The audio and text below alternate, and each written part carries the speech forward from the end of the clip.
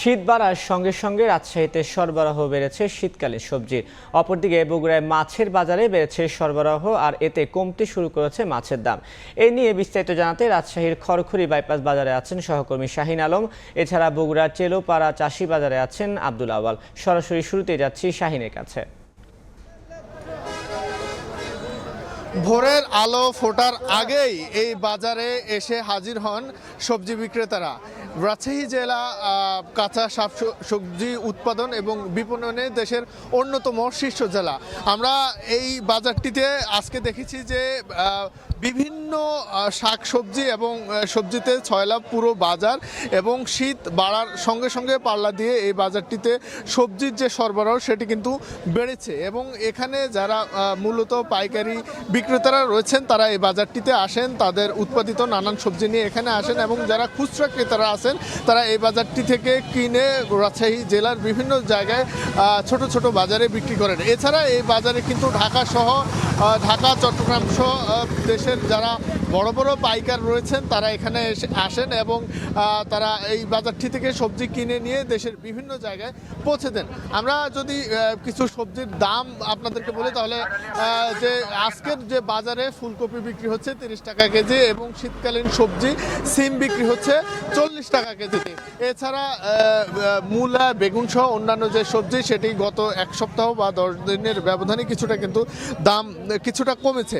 এবং এই শীতের এই যে সবজির সরবরাহ এবং এই শীত বাড়ার সঙ্গে সঙ্গে এই সরবরাহ যত বাড়বে, এখানকার ক্রেতা বিক্রেতারা আমাদেরকে জানিয়েছেন যে তার সঙ্গে সঙ্গে কিন্তু দাম আস্তে আস্তে করে কমবে। এবং গত এক মাস আগেও আমরা দেখেছি যে কাঁচা বাজারে বা সবজির বাজারে যে পরিমাণ দ্রব্যমূল্যের দাম ছিল সেটি কিন্তু আস্তে আস্তে কমছে। এতে কিন্তু কিছুটা হলেও যারা ক্রেতা রয়েছেন তাদের জনমনে কিছুটা স্বস্তি ফিরেছে।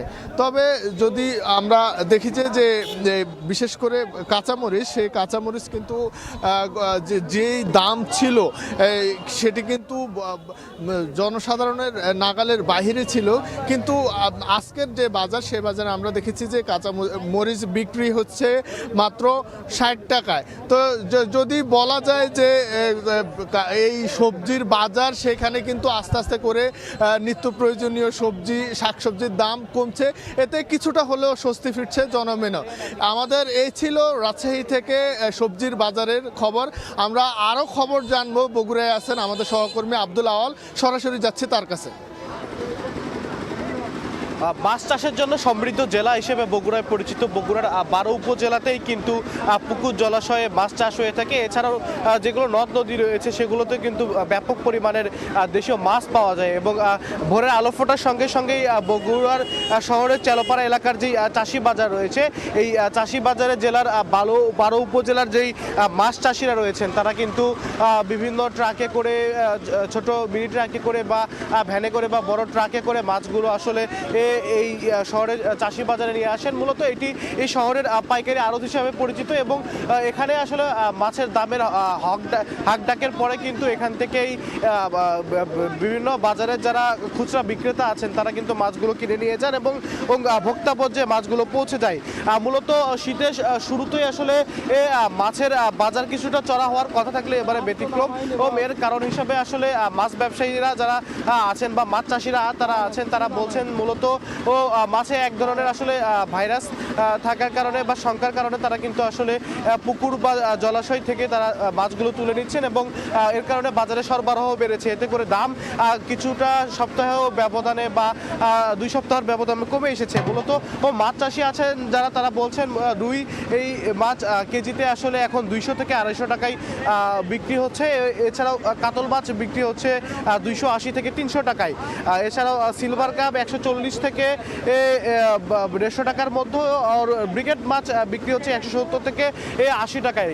এই সময়টিতে এই যে দেশীয় মাছগুলো রয়েছে এগুলো সরবরাহই বাজারে বেশি। এছাড়াও এর বাইরে ছোট দেশীয় মাছ যেগুলো রয়েছে সেগুলো নদী-নালা বা জলাশয়ে বেশি পাওয়া যায়, ডারকা বা পাবদা, সেগুলোর দাম কিন্তু কিছুটা চড়া রয়েছে। এগুলো কিন্তু 400 থেকে 450 বা 200 ও 250 থেকে 300 টাকার মধ্যে বিক্রি হচ্ছে। মূলত মাছ ব্যবসায়ীরা বলছেন মাছের বাজারের দাম কিন্তু কিছুটা কমে আসলেও মাছের খাদ্যর যে দাম এতে করে কিন্তু চাষিরা তারা দাবি করছেন তারা ক্ষতির সম্মুখীন হচ্ছে এবং যেই খাবারগুলো রয়েছে এবং এর কারণে তাদের পড়তা পড়ছে না বাজারে আসলে। তো এই ছিল বগুড়ার মাছ বাজার থেকে আমার কাছে সর্বশেষ। এতক্ষণ সরাসরি যুক্ত ছিলাম বগুড়া এবং রাজশাহীতে।